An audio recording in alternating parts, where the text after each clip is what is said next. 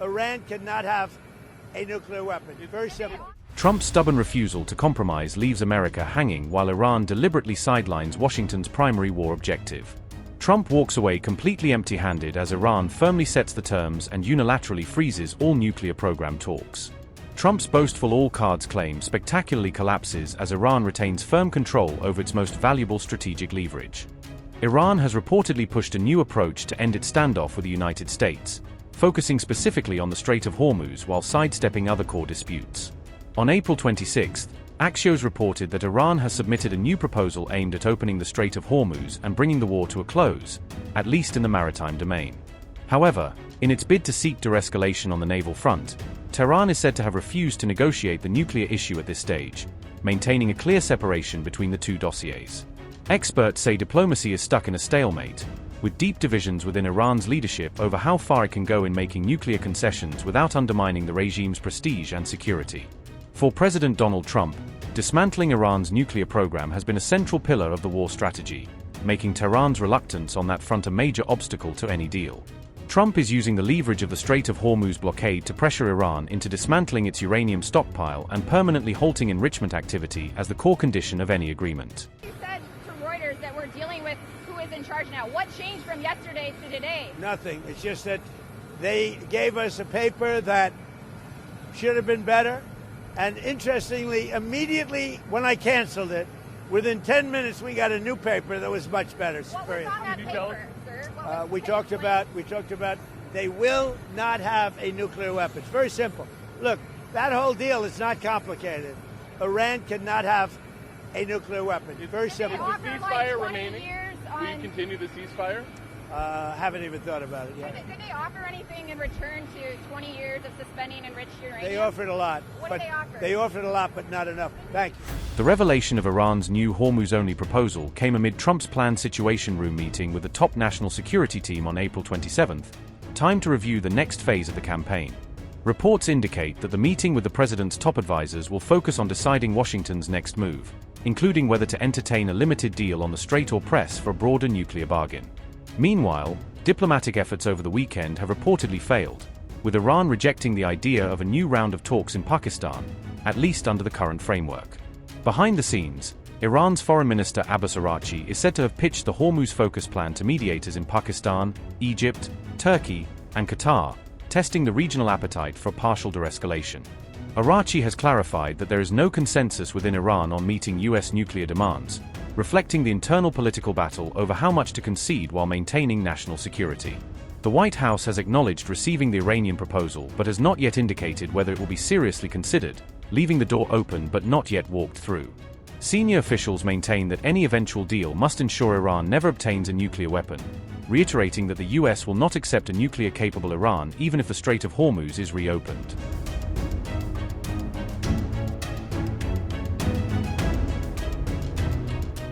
The ship, identified as the M/V Sevan, was described by CENTCOM as part of a 19-vessel shadow fleet transporting Iranian oil, gas, and related products to foreign markets.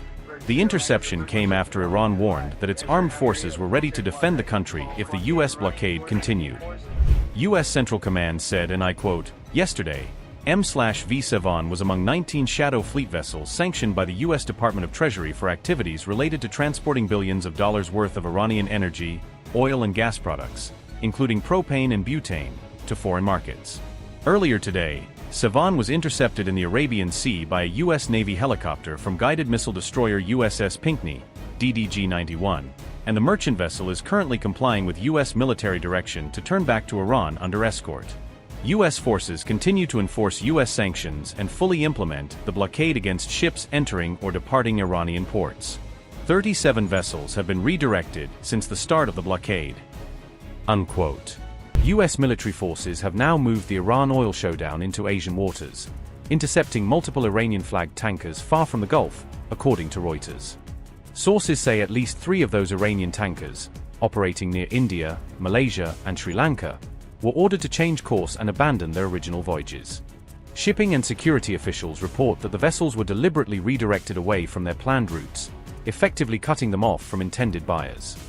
One of the ships singled out was the Iranian-flagged Deep Sea, a fully fledged supertanker intercepted while operating close to Malaysian waters. Another tanker, the 7, was reported to be partly loaded with crude and had been lingering off Malaysia for weeks before being brought under US scrutiny. A third large carrier, the Dorina, was fully loaded with crude and closely monitored as it sailed near the southern coast of India. Central Command later said Dorina was placed under escort by a US Navy destroyer after it allegedly tried to violate the terms of Washington's oil blockade.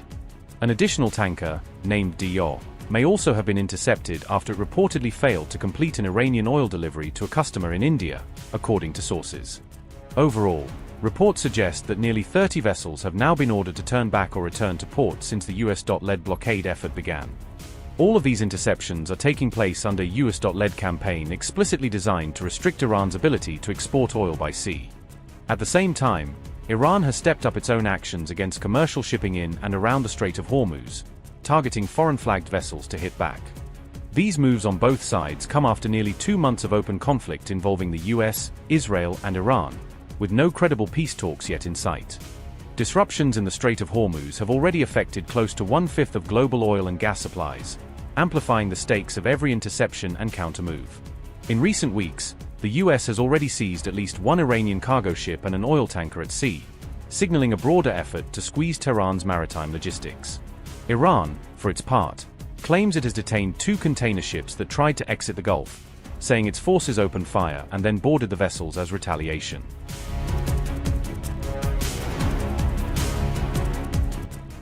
"34 Iran-linked tankers have bypassed the US naval blockade around Hormuz," the Financial Times reported, citing tracking data from Vortexa. These vessels slipped through despite US claims that the embargo has been a tremendous success, highlighting gaps in enforcement. The US imposed a blockade on all ships entering or leaving Iranian coastal waters on April 13th, as part of its wartime pressure campaign. On April 16th, the embargo was expanded to cover Iran-linked ships globally, including so-called dark fleet tankers operating far from the Gulf. Nevertheless, 19 tankers tied to Iran exited the Persian Gulf through the blockade undeterred, according to the Vortexa-based analysis. At the same time, 15 tankers entered the Gulf from the Arabian Sea en route towards Iran, adding to the tally of successful transits. At least 6 outbound vessels were confirmed to be carrying Iranian crude shipments totaling about 10.7 million barrels. Based on typical discounts to Brent crude, that cargo volume was estimated to be worth roughly $910 million in revenue for Iran. One Iranian-flagged supertanker, the Dorina, exited the Gulf with its AIS transponder turned off, according to Vortexa's tracking data. Satellite data earlier showed the Dorina had conducted a ship-to-ship transfer near Malaysia in March, a common tactic used to disguise sanctioned oil's origin. Such ship-to-ship transfers are widely used by tankers carrying sanctioned crude to conceal where the oil was loaded and who ultimately receives it. US-sanctioned vessels, including the Merlikishan and Alicia, also entered the Gulf via the Gulf of Oman during this period, data showed. So far, the US has detained 1 tanker in the Gulf of Oman and boarded another vessel in the Indo-Pacific as part of blockade enforcement.